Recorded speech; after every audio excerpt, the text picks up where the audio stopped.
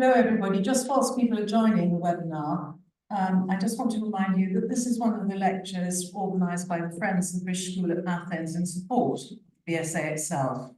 You can help us, because it is a fundraising effort, by making a donation via our website donation portal, and the link is provided in the chat box. If you quote Friends Lecture in the additional comments field, it will find its way to the Friends. And collectively, all these gifts make a huge difference. Before I introduce Conor Trainor, I just want to go through the usual protocols about answering questions and things. Throughout the talk, there's a question and answer feature that's available. It looks like two speech bubbles, one on top of the other, into which you can type questions for the speaker. Only you, the speaker, and the host can see these. After the lecture finishes, I will read out a selection of questions received online and in the room, and our speaker will respond. You should see a small window in the top right of your screen. If this gets in your way, you can mouse over it and either move it around your screen, or you can click on the bars above it to make it smaller. I hope this is all clear. The Q&A protocol will be repeated at the end of the lecture so that we get lots of questions. Now, to our speaker this evening. Dr. Trainor did a BA and MA in Classics at Queen's University, Ontario, before completing a PhD at Trinity College, Dublin. His PhD was subsequently published as The Ceramics Industry of Rome and Sikyon, and it was published in 2015. From 2008 to 2009, Conor was Assistant Director of the Irish Institute of Hellenic Studies at Athens. He's taught on numerous courses, including those for the BSA, the Knossos pottery course. He's currently an Assistant Professor in the Department of Classics and Ancient History at Warwick University, and is working on two main projects: the remains of a winemaking facility at Knossos. And if you go onto YouTube, you can see him in a video called In Vino Veritas. And the Hellenistic and Roman material from the cave of Tripas Xenokambu in Crete. He's been part of the Knossos Urban Landscapes Project and the Kenkriai Ancient Quarries Project. And he's currently a co-director of the Knossos Legacy and Sustainable Archaeology Project. Now I have the latest news from Conor. From July the 1st, Conor is moving to University College Dublin to take up a position there. Anyway, I give you Dr. Conor Trainor on what happened under Roman rule, a view from two Greek cities. Thank you, Conor. Thank you for the kind introduction, very interesting. We're just trying to get the full screen set up here for the presentation.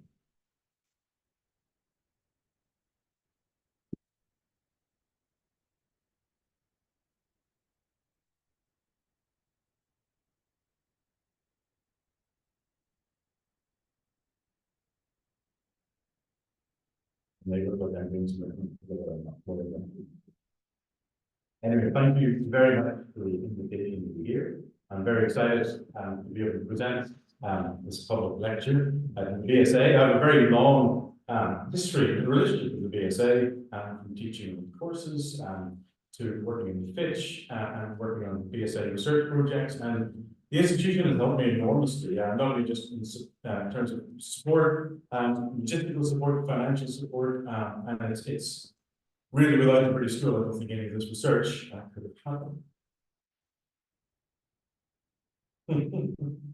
Sorry.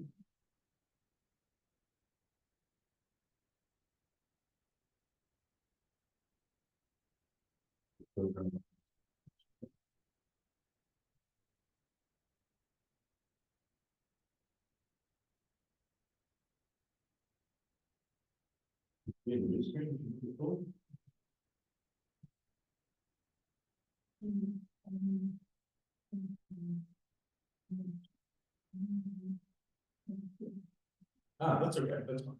That's okay. You can see it in the room. Okay. I hope it's all fine. And if it's not, somebody please chat. Okay, here we go. So I'm not a big gambler, and I don't know if anybody's seen Casino or not, but for me, there's a really great line in it. It shows around this casino, and you have Robert De Niro as sort of Ace Rothstein, the casino manager, and there's all these beautiful shots of, you know, this casino and all the sort of opulence and wealth and everything else. And he said, this is the end result of all the bright lights, the comp trips and all the champagne and free hotel suites, all the broads and all the booze. It's all been arranged just for us to get your money. The house always wins. And I think this may foreshadow what I want to talk about today. It's a useful kind of introduction. And this always reminds me of the Roman Empire, actually, when I see this, and I think about the material trappings that we see associated with the Romans. So my talk today is entitled, What Happened Under Roman Rule, A View from Two Greek Cities. Now, this is a slightly cheeky title. I'm not going to say everything that happened under Roman rule of two cities. I don't know, and we don't have time. But I'm going to choose a case study here. I could look at it from a few different angles, but the one I want to kind of focus on is sort of urban settlement and related to that, economy. And I think that should at least help sort of answer or at least raise some useful questions, I hope. Like a good archaeologist, I've divided this lecture into three parts. They're not exactly equal parts, a bit of context. There's the case studies, which are the longest part of the lecture. Then there's some wider patterns and concluding thoughts. I've resisted saying conclusions because this research is still ongoing. And I don't have extremely solid conclusions, but I have some pointers and some directions and some ideas coming out of this that I think will be useful for people, I hope. Okay, so we begin the first part, which is context. So what does Roman conquest look like? And I guess if you think about Roman conquest in different parts of the Roman Empire, you have some really striking visuals that might show up, whether it's like the aqueduct at Segovia, the Temple of Jupiter at Damascus, maybe Vindolanda, inscriptions, coins. There's even the statue, the imperial statue at Knossos, which is in the top of the screen here. These were visual representations, and they were meant to communicate certain things, whether it's power or order or some other messaging that the Romans would put out. This is, you know, the Robert De Niro, the bright lights, all the bling that you get in the casino. So these are the expressions. They tend to be geared towards public, and they tend to have a very particular set of messages attached to them. But what interests me really is what happens when the Romans take over, what happens to people, and what happens to daily life. And these are the kind of things that I find really interesting. So if you sort of peel past the bling of a brand new aqueduct or an impressive statue, what do you get? What does it look like? And we have a pretty good idea about what Roman conquest looks like in the Roman Empire more broadly. But when we come to Greece, we have this weird situation. The quote on the top, the Horace quote, is probably the most quoted piece of text in relation to Roman Greece, and Roman Greece experts, such as Mike Curtis, who's sitting in the audience here, will no doubt be fed up reading this, as I am, because we see it all the time connected to Roman Greece. Conquered Greece, took captive her savage conqueror, and brought her arts to rustic Latium. And this is Horace writing, saying that the Romans took control of Greece, but in a way that the Greek influence in Rome sort of won the long game, or at least had a bigger influence on Rome. So we have this rather poetic, nice kind of idea about what happened and this sort of, you know, reception of Greek ideas. And I've selected another piece of text that is less well known, and admittedly this is in a very specific set of circumstances after a war, but it gives us another idea of Roman Greece, and this is from Plutarch. It talks about Caesar sailing into Athens, and it talks about distributing grain, and it talks about people who were in a wretched plight, stripped of their money, slaves and beasts of burden. And Plutarch goes on to say, at any rate, my great-grandfather, Nicarchus, used to tell how all his fellow citizens were compelled to carry on their shoulders a stipulated measure of wheat down to the sea at Anticyra, and how their pace was quickened by the whip. So this gives us a very different view of Roman Greece, a much less positive one. So, you know, the Romans might have had these nice Greek statues, but other people are being whipped and told to hurry up and carry the grain down to the boats. So it gives us this kind of weird dichotomy when we're thinking about Roman Greece. And traditionally, Roman Greece has been viewed as a period of decline. And traditionally, it really wasn't looked at very much by scholarship in comparison to, say, classical Greece, or maybe even more recently, Minoan or Mycenaean period remains. And this negative view comes from ancient authors. We saw Plutarch, but also Cicero, Livy, Pausanias. And the general sense we have is a time of decline, of abandonments, of damaged buildings, of cults falling out of use, a sharp decline in monumental temples. We know of urban contraction, depopulation, and we have this pretty negative view, really, of Roman Greece from those texts. And in 1993, Sue Alcock wrote Graecia Capta, which really, for me, fired my imagination in this whole problem. I think it's a brilliant study. And Alcock really presented a critique of this picture of decline. She used not only written sources to try and sort of get past and think about bias in ancient sources, but also used archaeological sources as well, visual sources, and really tried to rethink what we understand about this negative picture. Now, today's talk is really focusing on settlement and economy. And at the end of Alcock's book, she presents a very good critique of this decline, but ultimately concludes, probably it was a period, the Roman period was a time of stagnation in Greece, at least in an economic sense. But since that book has come out, there has been an awful lot of new archaeological data that actually allows us to rethink this and reconsider this in some ways and take Alcock's original ideas even further.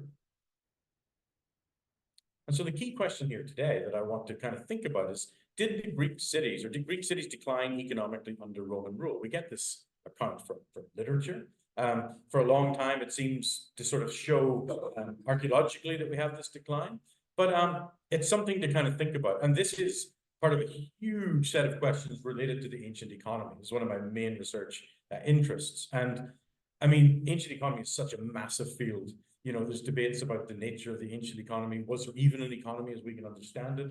What might it have looked like? So basically what I want to look at today is just take a pretty simple definition for economic indices and look and see if we can find growth in some of these cities. Okay, so the case studies. I don't know anybody online, but anybody here in London, this is a really nice picture because it's lashing rain here and beautiful Cretan sunshine. Looks very nice. So the two cities I want to talk about today are Sikyon in the Peloponnese and Knossos. These are two cities that I've worked at and I've worked at on survey projects. I'll talk about that a bit more in a moment.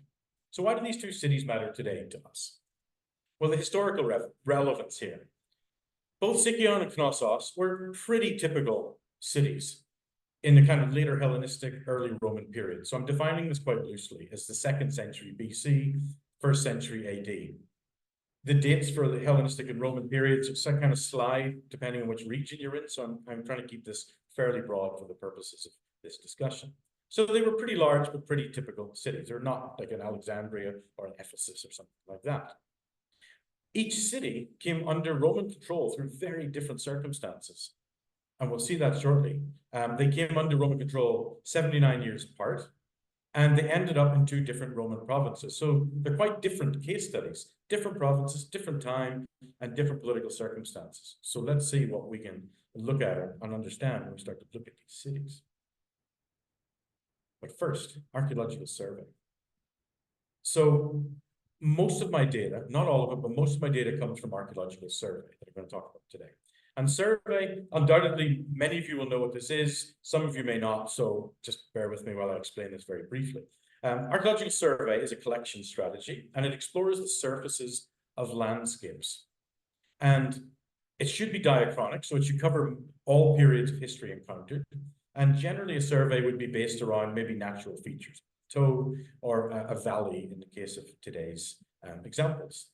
And theory, at least in theory, surveys should produce an unbiased picture of an area over time.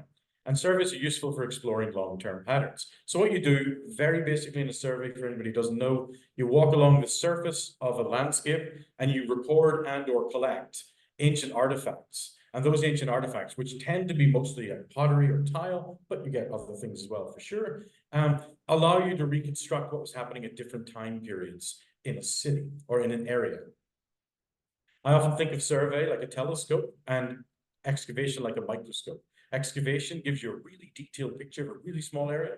A survey gives you a much broader picture, albeit in lower resolution than excavation. So they're not competing strategies, they're just different ways of thinking about the material past. So these two cities, Sikyon and Knossos, again, why do they matter today? Well, neither city has really been built over. So since antiquity, we see that these cities are now largely fields, and doing a survey at these cities was possible. Sikyon was surveyed by, this was the subject of the Sikyon Survey Project, which is a very intensive urban survey, and that was directed by Yanis Lolos. And Knossos has been surveyed by the Knossos Urban Landscape Project, and that's co-directed by Todd Whitelaw, Adonis Vasilakis, and Maria Bردaki. And I worked on both of these projects as one of the pottery specialists. Now, these are particularly important because these surveys have a massive amount of data gathered on them. So an average survey in Greece might have somewhere between maybe 10 and 50,000 pieces of pottery registered and recorded. Knossos is over 400,000, and Sikyon has almost 740,000. So massive sets of data. Now, this isn't an example of mine's bigger than yours. It's not idle bragging. The point of this is the more data you have, the higher resolution you get in a picture. So if you think of like an 80s video game, and you have two fairly blocky figures walking across the screen, you get these big, large square pixels. It's not very good resolution. But if the pixel gets smaller and you have more of those pixels, you can have more definition, and you have a higher resolution picture. And that's what really comes into play when you have surveys that have this much data. So it's really, really useful. So the first case study is Sikyon. And this is a city, as I mentioned, in the northern Peloponnese. It's on the south shore of the Corinthian Gulf, and it's about 16, 17 kilometers from Corinth, which is its much larger neighbor. And for most of history, Corinth was really like the big settlement. Sikyon was kind of beside it. The city of Sikyon itself probably was located, well, not probably, was located down on the coast of the southern shore of the Corinthian Gulf. And in 303 BC, it was moved by the Macedonian general king Demetrius Poliorcetes. And he moved it to this plateau, which is about 4 kilometers away. And the plateau is about 250 hectares. So it's a big, big area. You can see the aerial photo here. The benefit to this probably would have been that it was a very, very easily defensible plateau. You get these massive cliffs. It's really sheer at the sides, and it's sort of like a natural fortification. It also, as you can see from the photo, it's pretty well watered. So it's quite an agriculturally rich place. It's a good location for settlement. And we know in antiquity, Sikyon was famed for wine and for olive oil. It was also very famous for art, but we will not so much talk about that today. Now, critically, for the talk today, in 146, the Romans destroyed Corinth. No, I put destroyed in italics. The level and the extent of the destruction or not is being hotly debated. I really am not going to wade into that today. But in 146, the Romans did something not very nice to Corinth, and we see Corinth falling out of economic markets in the region. And after that, we have text references that say Sikyon benefited from this. Sikyon were given control of the Isthmian Games, which were big pan-Hellenic athletic festivals that the Corinthians would have run. But they were also given leases to very valuable lands that Corinth would have owned. So these lands would have produced, olive oil or wine or lots and lots of other things, but olive oil and wine seem to be two of the bigger crops, at least as far as we can tell. So lots and lots of land. Sikyon really benefited from whatever happened to Corinth. They're real big beneficiaries. And the general thinking on this probably is that there was some sort of, if not collaboration, at least Sikyon were sort of broadly amenable to the Romans, and they benefited from that. And it eventually became part of the province of Achaia. Now, I mentioned that Sikyon was founded, at least this version of Sikyon was founded on a plateau in 303 BC. And that plateau, we have a map of it here. I guess I'm trying to situate. It's probably on the left of your screen, right of your screen, this one over here with a large X through it. This plateau was the urban area. And when the city was founded in 303, or sometime shortly thereafter, the entirety of this area seems to have been built up, and it seems to have been settled, basically. The survey covered this whole area, or much of this area anyway, and you can see some of the little squares in the image here. And those little black squares are the individual survey units.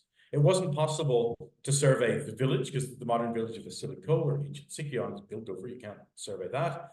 And it also wasn't possible to survey the archaeological site of Sikyon at the center. And this is kind of the religious heart of the city.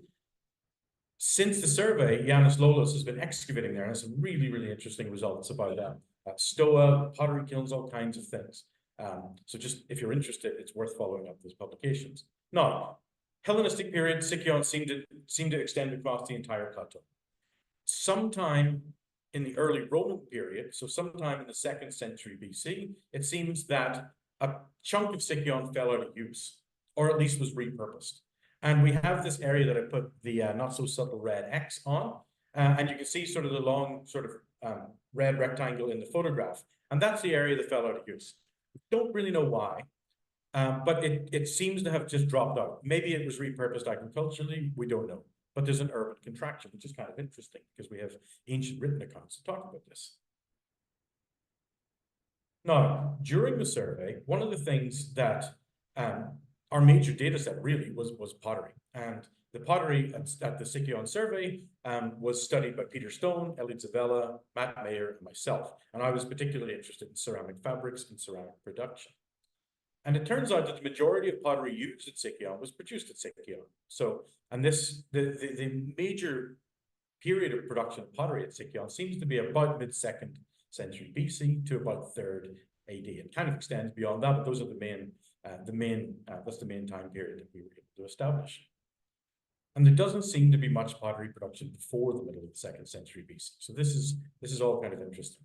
It seemed to specialize, at least in this area, in pitchers, craters, basins, cooking pots, and these sorts of things.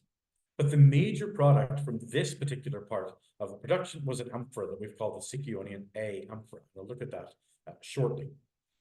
There are other types of production taking place in the main area of the archaeological site, and Scott Gallimore is working on this at the moment, and I think he gets quite a different picture of what was being produced there. So that seems to be more of a Roman thing. This is slightly more very early Roman, late Hellenistic. So we see amphora production and pottery production beginning around the 2nd century BC in Sikyon, and amphoras are the main vessels that we can identify. Amphoras are really interesting. I'll talk about what these are in just a second, but basically these are vessels that are only produced if you have agricultural surplus. They're shipping vessels, they're like shipping containers. And you don't make them if you don't have something to produce and something to distribute. So that's really useful. So again, probably most people here will know what amphoras are, but if you don't, I'll just say a few words just to kind of orientate you and help, I hope, the story along. So amphoras were clay vessels that were used to transport foodstuffs primarily around the Mediterranean. Most often when you read about them, it's for moving oil or wine, but I mean, in reality, they were used for lots of different products and they were recycled and they had afterlives and everything else. But for today's talk, they were very standard shipping vessels made of clay, and they had these sort of funny toes. If you look at the mock-up of the ship hull, you can see the kind of funny pointy toe at the bottom of it, and that's to resist shock when you put these things onto the hull of a ship. What's really interesting with amphoras is they all kind of look the same, as I hope you can see from those photographs. This bores some people, but fascinates other people. And the fact that they all look the same fascinates me. So you can see amphoras from Rhodes or from Crete or from wherever else because they look like, they have a regional style. For example, you can find amphoras from Rhodes in Wales today. And we know that because they were made in this very particular style, this very particular kind of ceramic fabric as well. So they're quite easy to identify in some cases, and they're very useful for reconstructing trade networks. So returning to Sikyon here, we have the Sikyonian A amphora. Don't worry, this is not a detailed talk about amphoras, but it's just making a few interesting points. So in the middle, there's an image there of the Sikyonian A amphora. This is a fragment of the rim, the neck, and a bit of the handle. You can kind of get an idea what it looks like from there. When we started to come across these at Sikyon, we did a lot of research trying to figure out what they were, and eventually Elliot Savella made this connection with this particular type of amphora, connecting them to amphoras from Brindisi in southern Italy. And these amphoras from southern Italy, the Brindisian amphoras, if you can see them on the side of the screen there, are very, very similar to the Sikyonian amphoras. And these first appeared sometime around the middle of the 2nd century BC. Very, very interesting, right? I'll elaborate more on this shortly. So we were able to date the Sikyonian stuff through this, and it was this identification that Elliot made that kind of unlocked that. Now, the middle of the 2nd century is right around the time when Corinth was destroyed, damaged, bloodied, and bruised, whatever happened with the Romans. That was that time, 146.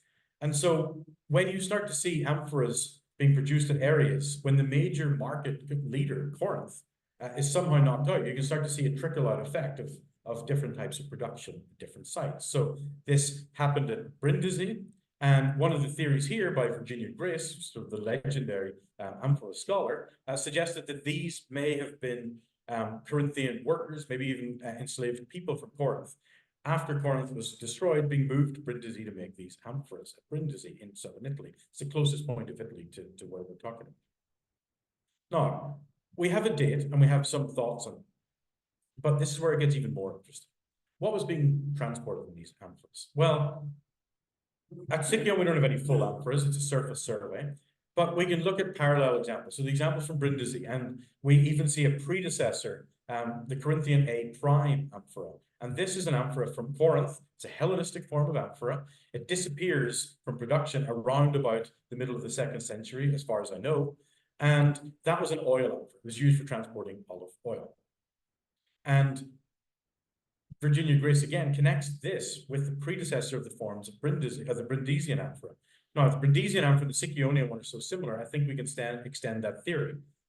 And I think we can also extend the theory about workers. So what was happening here? So middle of the 2nd century, Corinth goes out of business. Sikyon gets access to loads and loads of land, lots of new agricultural produce that they wouldn't have had access to before. Presumably, they succeeded what they need to subsist.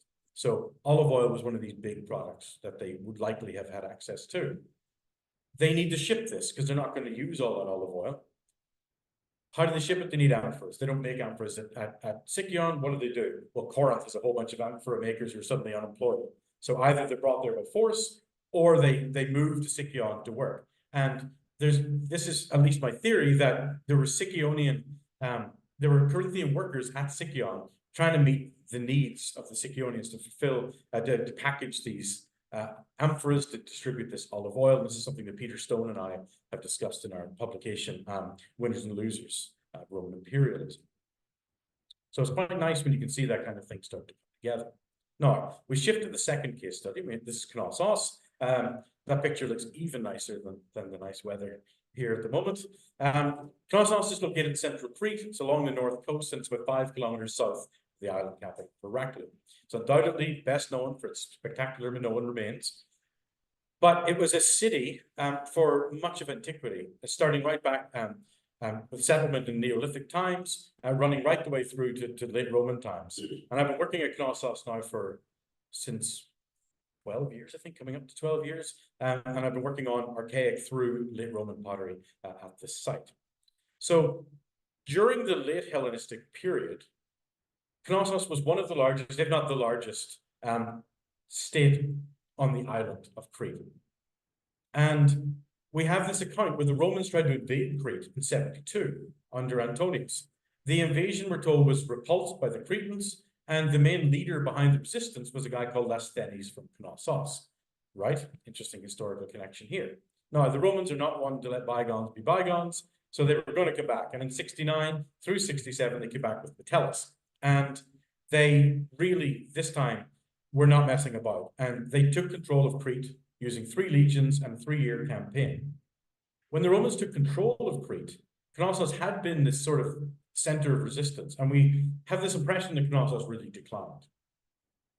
Gortyn was made the capital of the island. Gortyn is on the south coast of Crete, and actually this kind of makes sense because Crete was in a province with Cyrenaica, so it's Crete and Cyrenaica, and that's at the northern part of Libya. So this was one province separated by a chunk of the Mediterranean.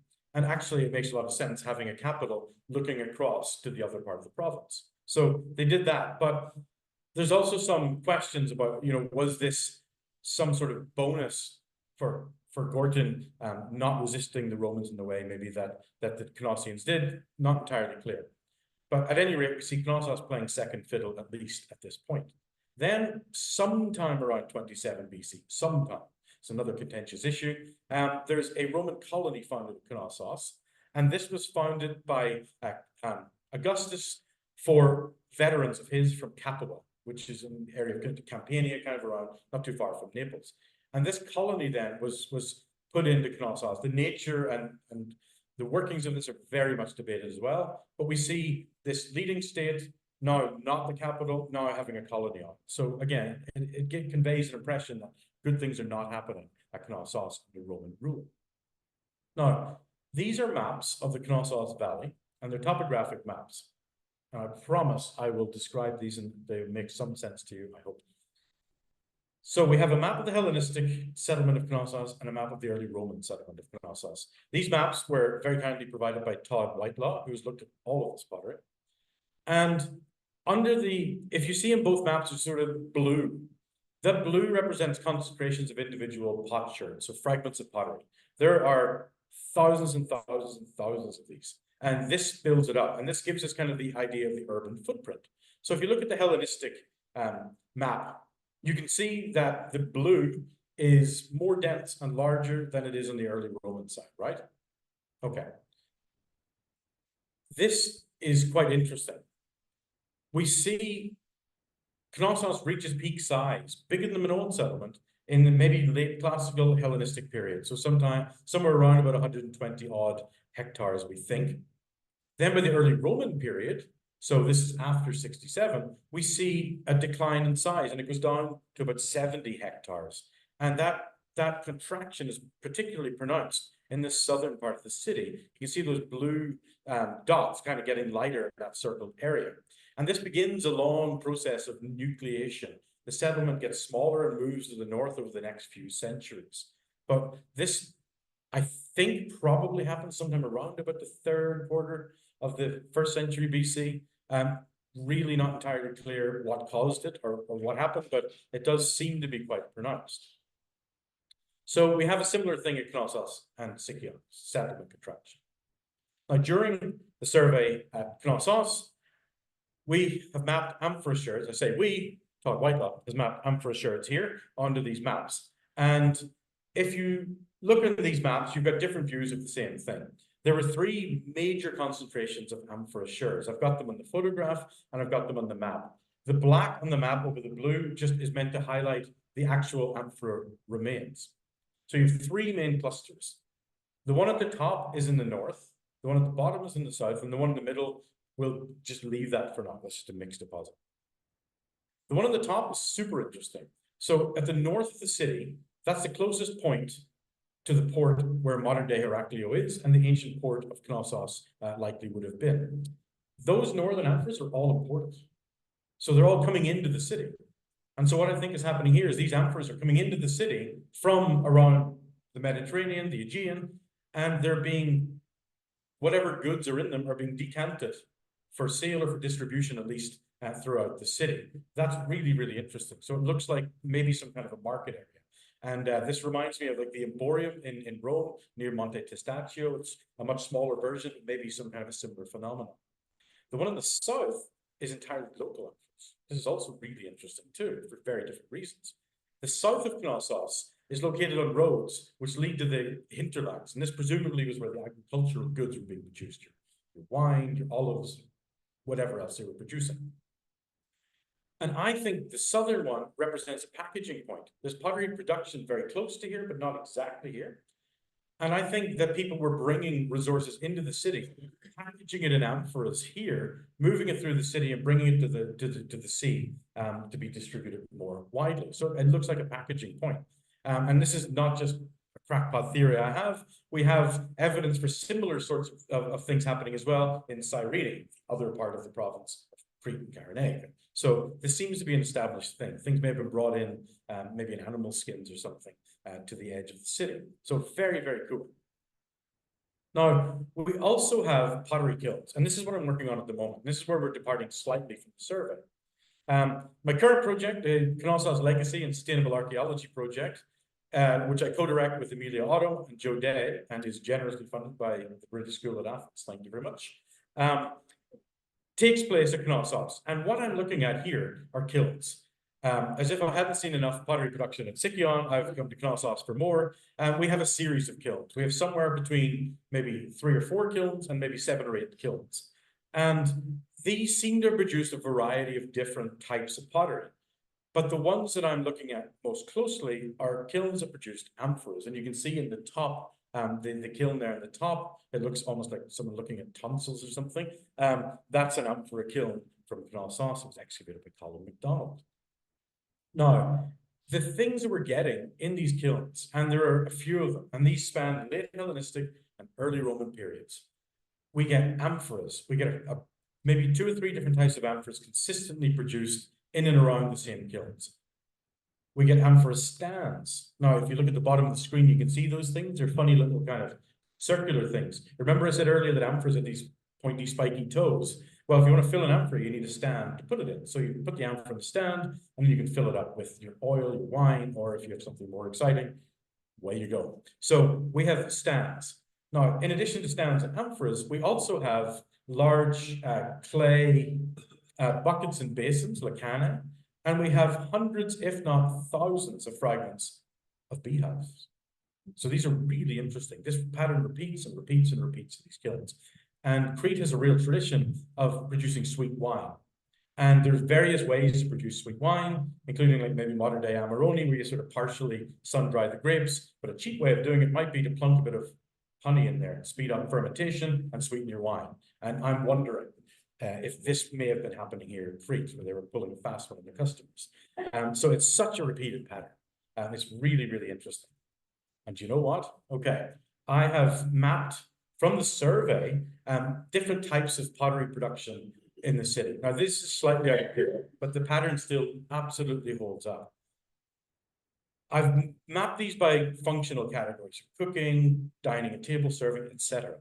The category I want you to look at is transport and storage. These refer to amphoras, and these are the 2 basic functions that people would generally associate with amphoras: transport and storage. So if you look at the classical period, we have very few examples of amphoras here. If we look at classical Hellenistic, we see a slight spike. If we look at late Hellenistic, early Roman, so that 1st century BC, 1st century AD, we get a massive spike. We get 202 examples of this. Again, these numbers have all gone up. If you look at Middle Roman, 34, late Roman, 72. So the most active time for producing amphoras at Knossos was in the early Roman period, when all of this rubbish is happening. You know, your city's getting smaller, Gorton has gone and been the capital, and you're angry, and the Romans been in a colony, but actually somebody is clearly doing something right because business seems to be booming. So we have this really weird contradiction. These are local amphoras, and again, you don't produce amphoras if you don't have stuff to sell. So there's an economic story here that is somehow falling between the historical cracks. So we see these 2 similarities with Sikyon and with Knossos. We see an increase in production and a decrease in the size of settlements during the early Roman period. Now, we want to look at this more widely.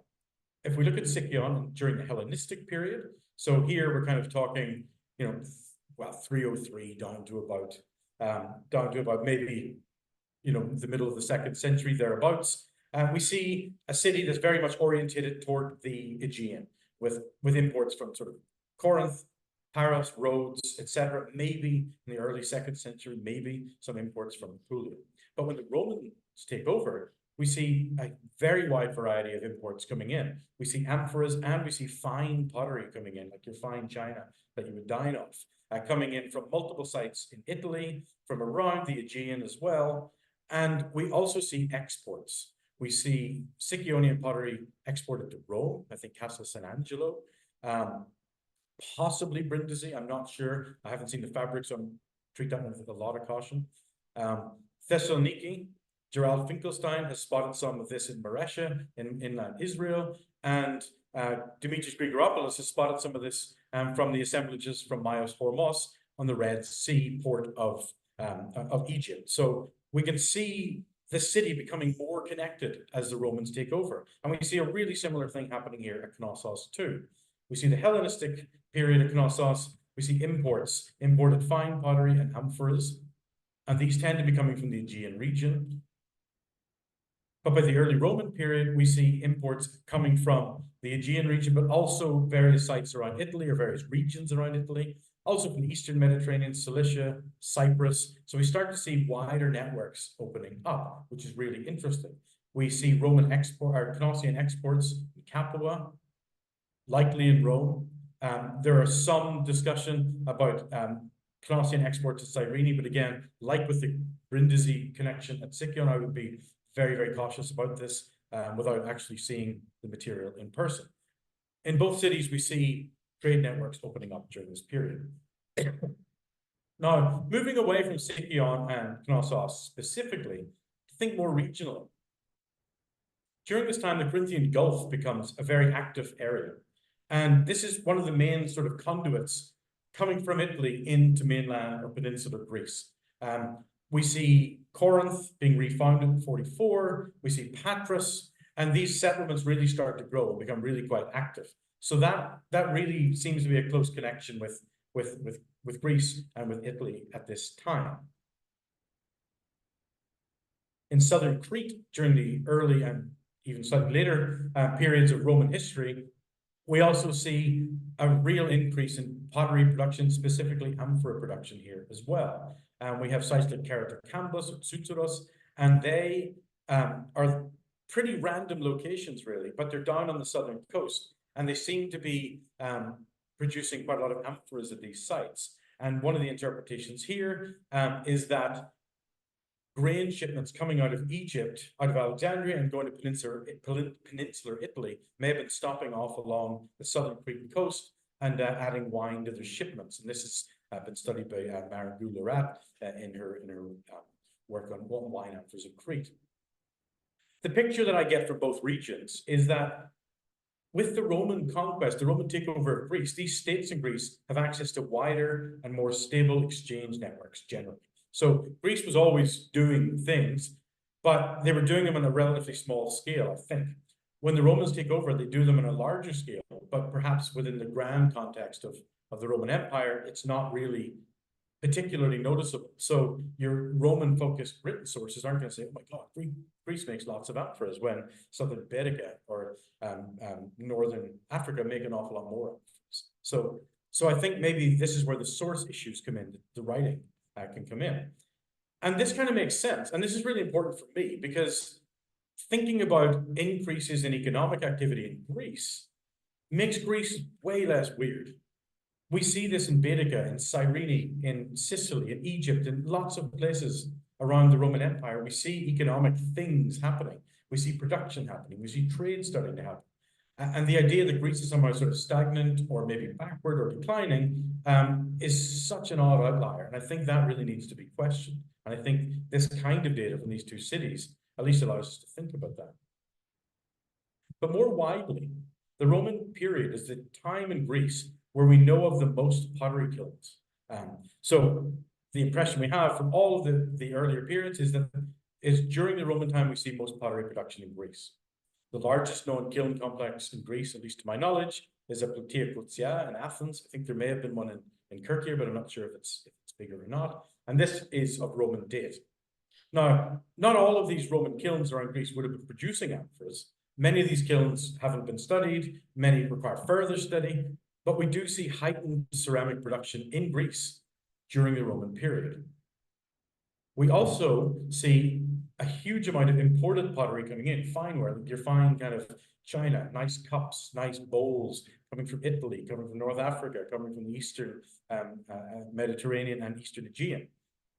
So we have a lot of these other fine pots coming in, as well as local people producing their own also. But what this interests me because it's quite strange. At this time, when we supposedly have an economic decline, and when we supposedly have depopulation of smaller cities, and more imported pottery, why is pottery production increasing in Greece during the Roman period. This is an odd thing, I think, for me. Like, what was the market for these products? So it really begs some further investigation. It's beyond the scope of this talk, but I want to raise it. Maybe someone listening might like to take this up and think about it, because it's a real problem, I think, and it's a really interesting problem.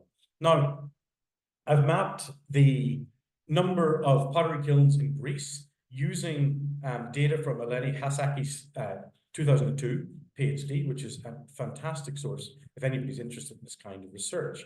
And if you look across the number of kilns by period, you can see the Roman period has the most kilns. Now, Hasaki also has a really good website, the Web Atlas of Ceramic Greek Kilns in Ancient Greece. And this provides more up-to-date information than what I've used here. I didn't reference that website because the Roman period is aggregated into Roman and late Roman. But when I looked at the text of the what they differentiate as Roman and late Roman, it wasn't clear. So I thought I'd err on the side of caution here and just use these older figures. It gives you the same idea. There's a big increase in pottery production and kilns are in Roman Greece. So moving towards some sort of conclusion, dare I say it, some of the changes that we see in these cities and some of the changes that we see kind of in this kind of wider context. So when the Romans take over, we see political changes for sure. I mean, that's unquestionable. But the political changes, any public architecture, anything else, doesn't seem to have had a particularly significant impact on daily life as far as we can tell. Like the deeply ingrained cultural practices, eating and drinking, cooking practices, seem to kind of stay the same, at least for the generation or so. They do change, but we don't see a whole lot of change early on. The level of urban contraction is interesting. This happens at both Sikyon and Knossos. It would be really, really interesting to see this at other surveyed sites to see if we could trace out similar patterns. This seems to happen within a generation or so, as far as we can tell, of Roman conquest. And this begs some interesting questions. Like, does this mean a lower population? You have a smaller city, is this less people? Or is this indicative of more intensive housing strategies? We know places like Kissamos on Crete, they were building insulae, so like apartment buildings. So you have much more dense habitation. So the urban footprint may be smaller, but you may actually have more people living there. And I don't have an answer to this yet. We also, if we look at rural survey data, we start to see the number of extra urban sites increasing in various places around Greece. We see this in parts of Crete and parts of the mainland or peninsular Greece as well. And I wonder if this didn't have an impact upon urban space as well. You could live in the city or you could live out in the countryside. There may even be jobs out in the countryside. If people are increasing oil and wine production, for example, they're going to need people to work in those farms. Maybe you could get a job out there, so people move out. So it's not entirely clear, but there seems to be something interesting happening. And I don't think it's as simple as smaller city equals less people in this case. We also see changes in cult practice as well, and this is quite an observable thing. Dedication practices seem to have changed, at least in some cases at Knossos. We see the sanctuary of Demeter. The dedications there seem to drop for a while and then pick up again and change in nature from sort of small votives to more things more like lamps. So there's some sort of a change there. There's the Shrine of Glaukos, which may fall out of use at this time. I have some issues with that, but it may fall out of use at this time. And we see border shrines and things starting to fall out as well. So we do see some changes in cult practice. The situation at Sikyon here is less clear. The picture we have of Sikyon is just less clear because the urban survey wasn't able to do that central area where the temples are. This is something that Yanis Lowell's excavations at Sikyon will almost certainly shed some light on. And pardoning the pun, one of the temples that may have fallen out of use was Apollo Nikios. So some patterns that I've observed at Sikyon and Knossos. So these are two cities in different provinces. They came under Roman rule in different centuries, and they came under Roman rule in very different circumstances. Sikyon, perhaps friendly, Knossos, perhaps not so friendly. But the size of each city decreases. Population may be a separate issue. The size of each city decreases. We see an increase in imports. And we see heightened production, at least in some sectors at both cities, amphoras and therefore agricultural imports as well.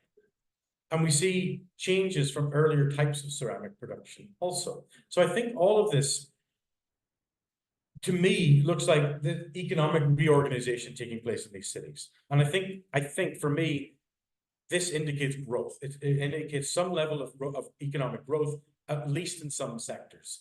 So that's an interesting finding, and that's quite a different finding than would be traditionally viewed when we think about Roman Greece. But if things are growing, it leads to the next logical question. Who are the beneficiaries? This is a really difficult one to answer in many cases. The short answer is we don't really know.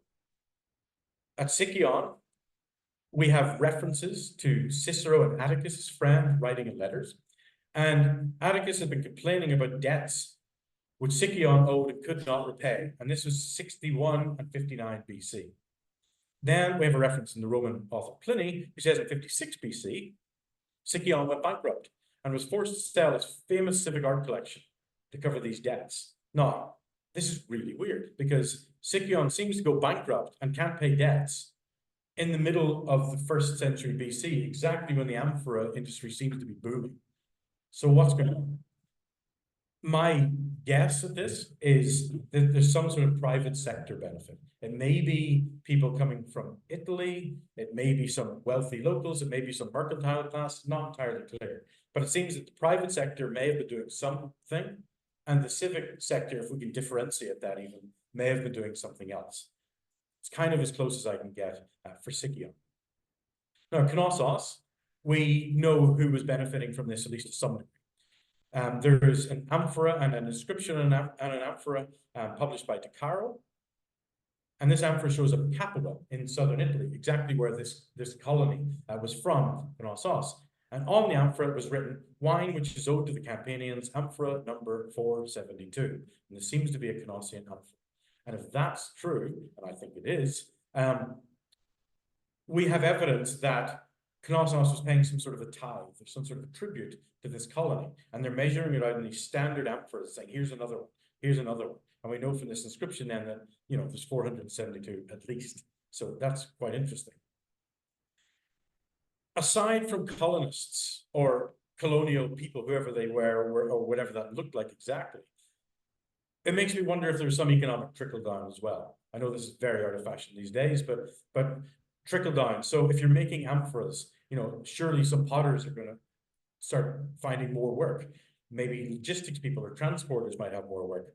Agricultural workers or farmers might have more work to meet this increased demands. So landowners also might have been doing well. So it's a little less clear with Sikyon, with Knossos in that regard. We know about the colonists, but you know, I think it's probably reasonable to think that probably they were relatively similar. There's some sort of quote unquote private sector benefit. And again, Scott Gallimore's really interesting article on amphora production in Crete, where he looks at this sort of thing and thinks about like a mercantile class of people. And it's definitely worth a read for thinking about it and trying to understand beneficiaries.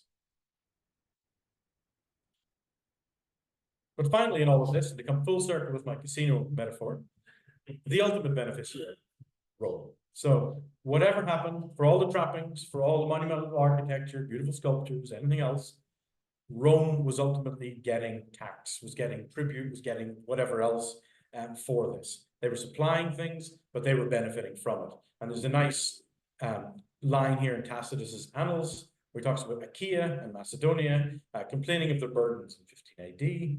And it was decided to be relieved for a time from one type of government, transferred to another type of government.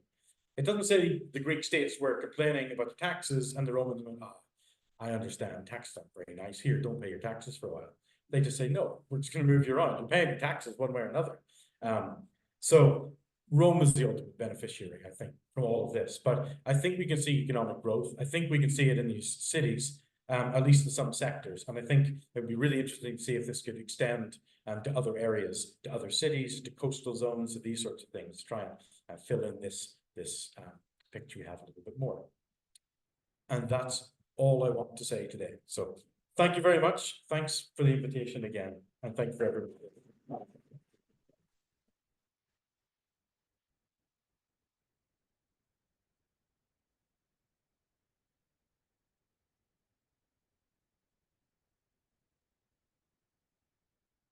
Just before we move to the question and answer session, I'd just like to repeat how you ask a question, because it is quite important, because this was absolutely fascinating lecture and very thought-provoking. The Q&A feature looks like two speech bubbles, one on top of the other, into which you can type questions for the speaker, and only you, the speaker, and the host can see these. I'll read out a selection of questions until our speaker maybe gets a bit too tired and doesn't want to go on, and our speaker will respond. So the first thing I want to say is that there is a comment from somebody which pretty well sums up what we all think. This is a fascinating lecture, and many thanks. That came from Brenda Rawlings. And there are lots of thank yous here. Amanda Kelly says, thanks so much for a great talk, Conor. I was just wondering if those kilns with the beehives have been published at all. I like that honey association with your wine, Amphora. Thank you. No, they haven't been published yet. I'm going back in about a month to Knossos with a group of students from Warwick, and I will be working on those. So I think this season we'll see the final recording of all of that, and then I would hope that the publication will come out within the next year, maybe 2 years, but they will be coming out relatively soon. But yeah, there's more to be done, and maybe some experimental archaeology with honey and wine might be an interesting follow-up to that as well. She says, I look forward to it. Thank you so much. Okay. Can I add something on that?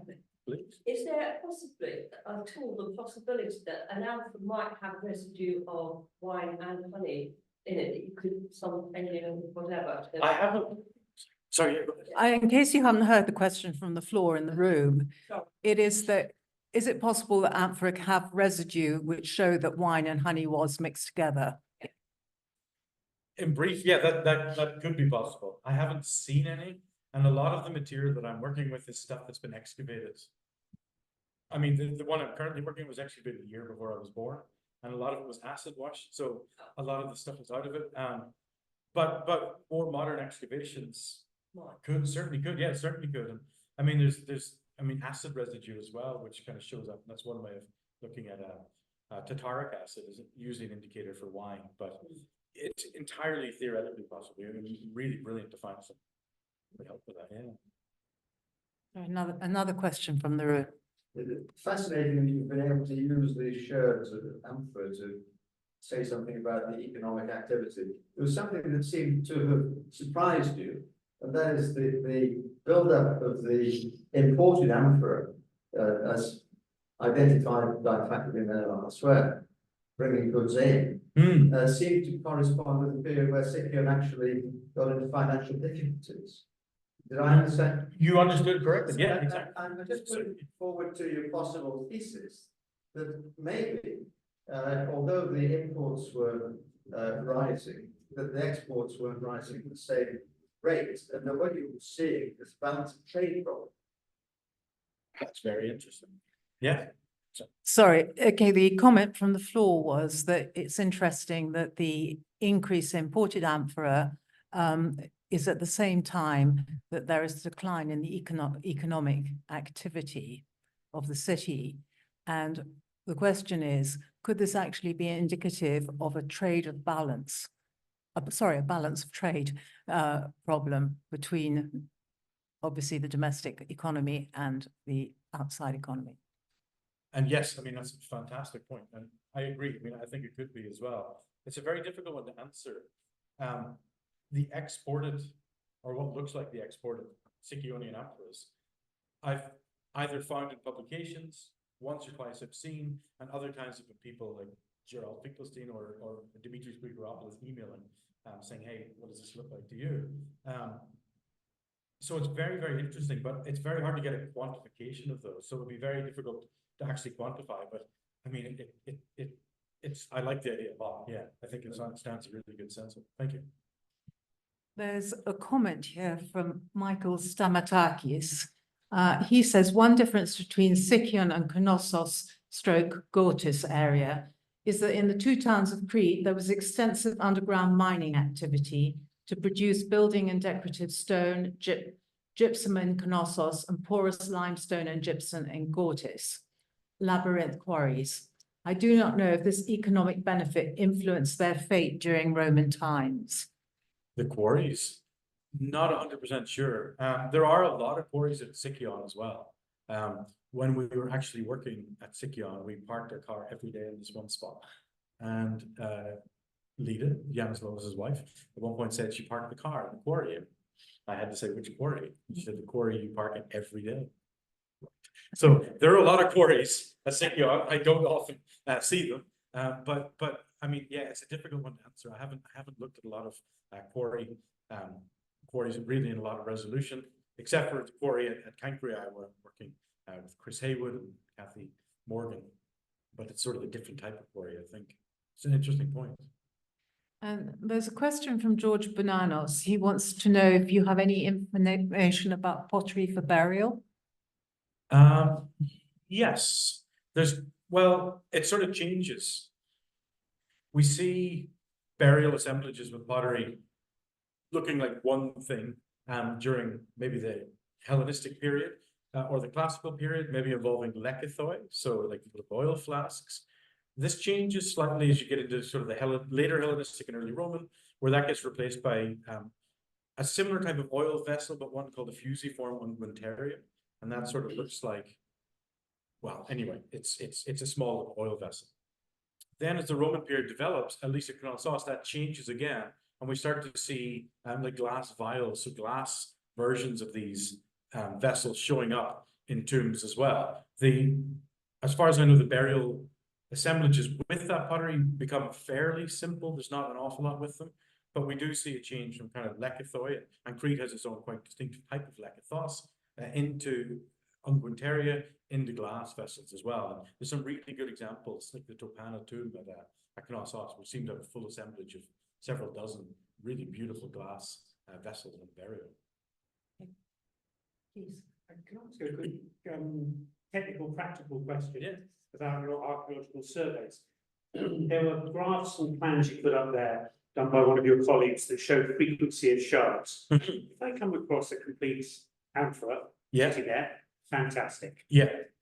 If someone in the olden days, let's call them, had dropped it and smashed it to smithereens, I've suddenly got 2,000 shards. My frequency map looked huge. Yes. How do you cope with that? Just in case you can't hear the questions from the floor, the question was about surveys and the graphs that showed the density of amphora sherds. What happens if a complete amphora is broken in antiquity and all the sherds are left on the ground? Does that not throw the frequency graph a little bit out of kilter? I mean, yes, the possibility of that is definitely there. The chances are in survey, it's very rare to get a complete pot. I think on Sikyon, out of 739,313 sherds, if I remember, we found one pot that was complete. It was a lamp, or maybe two, I think one. So it's very rare to get a complete vessel. Usually the post-depositional movements, so after things kind of fall on the ground and get covered up, and eventually sort of move up to the surface, it sort of brings them up at different rates. So it's not very common to get complete vessels. What you said is entirely possible. I mean, it could happen, and it would make things quite difficult. But what we try to do is look at diagnostic features of vessels. So if you have a rim or something decorated or a particular handle type, if you have more of those, and you might start to think, okay, this may be from the same vessel. And that does happen sometimes. I mean, some of the archaic pottery we get on the survey, we get these a type of praetor, a wine vessel, a mixing vessel that it's modeled after a Laconian prototype, and this shows up. It's not a very common type of vessel. You can often look at the diameter, look at the fabric, and look where they're showing up and say, okay, this actually might just be one vessel rather than two. So it is possible, but it's very, very difficult. Yeah, and it's most survey pottery could be fairly depressing prospect. It's because like you read the time. Thank you. There's a comment from the director of the School at Athens, Rebecca. She says, thanks so much, Conor. Great lecture. Nice to see Sikyon and Knossos together.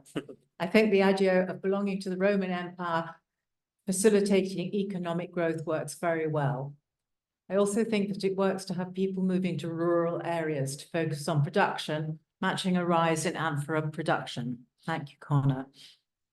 Thanks, Rebecca. That's nice. Yes, and of course, this is something that Rebecca writes about as well with Knossos is a globalized city also. So this tying Knossos into these bigger global networks as well. She's looking at it from a macro level as well. So this is, yeah, this is fantastic. Yes, I think we're on the same page with this. Thank you. Well, I think we'll call the meeting to, sorry, Nick, did you? Yes, Yeah. please, one more question from the floor. Fascinating. I'm sorry I'm a bit late. So what are your next steps to build on what you found here? Sorry, the question was, what are Conor's next steps to build on what he's talked about so far? My next step is to complete the study of these kilns, try and publish that. I'm trying to think about the best way to publish it at the moment, whether it's individual publications, which is probably likely, but then do something more holistic with that. I'd like to write an article on this because I've talked about it and presented it today, but I would actually like to write that up and say, like, here's the case, these cases for growth as well. So those are my sort of immediate steps. I would really like to look more in rural landscapes as well, to start to try and understand where things are being produced. This is one of the things, the work in Cyrene across in northern Libya, where they have really good data for olive oil production. And this is something at Knossos that's really light. We have some examples of wine production, but oil we don't know that much about. So it'll be interesting to kind of pull that out, look at that. The survey as well, Todd has identified a whole bunch of evidence of kind of milling or what looked like millstones. So that would be interesting to think about, like grain, cover the Mediterranean triad. So these are things I'd like to move into. Try and just be a little bit more holistic rather than just the wine oil kind of dichotomy. One final question. Sorry, Paul, do you want to ask a question? Yes, please. Yeah. I should know the answer. This one's more of an archaeological question.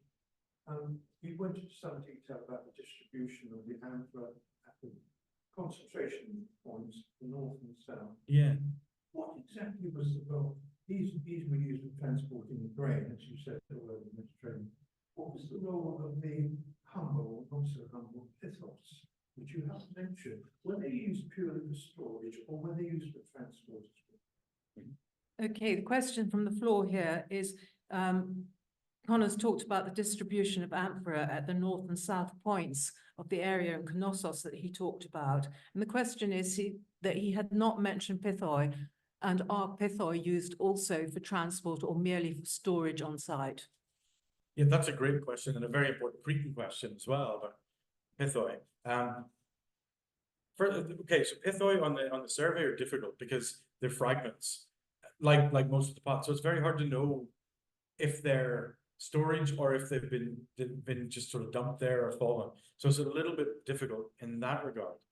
In the excavations, I've got a few pithos rims, but they're just rims. So I'm not entirely sure what's happening with those. The kilns that I have look too small to be firing pithoi, but I may be wrong about that. The pithoi that I've looked at and from excavations at this period would appear to be used for storage. And in one particular context for fermenting wine. And this was because they're buried, they're submerged, and they seem to take on a similar role to the dolia that you might see in Italy and Pompeii or something. But I would really like to know more about that. I just don't have evidence if they're using the transport. Yeah, it's a great question. And sorry, this is really the final question. Sorry about that. It's from Flo Lloyd James, and she says, is there any disparity in how more traditional cultural practices, such as cooking, etc., are held on to in rural settlements in comparison to cities? I'm wondering, she says, if a reason cities got smaller could be that people moved away as part of a resistance to change in cultural practices. It's not impossible at all. Yeah, that's a very good question. I don't know. I mean, the evidence that I've seen seems to suggest that cooking practices kind of stayed the same for quite a while. What's really interesting in this is when the Roman Empire, when the Roman Empire is really stable, that's when we see change. So one of the things that really struck me when I've been working on these kind of longer term projects, I mean longer term in a historical sense, is that I was expecting change to happen with traumatic events. So Rome comes and conquers Knossos, you expect to see some change, but actually daily life kind of stays the same. Change happens when things are really stable. So cooking practices seem to change. I won't speak animals who may be on here somewhere will know more about this, but perhaps burials and these sorts of really deeply ingrained practices change. But it's really with the Pax Romana, it's when things are very, very stable that we see change. At least in cities, and I'm fairly certain, rural areas, but I'm not 100% sure.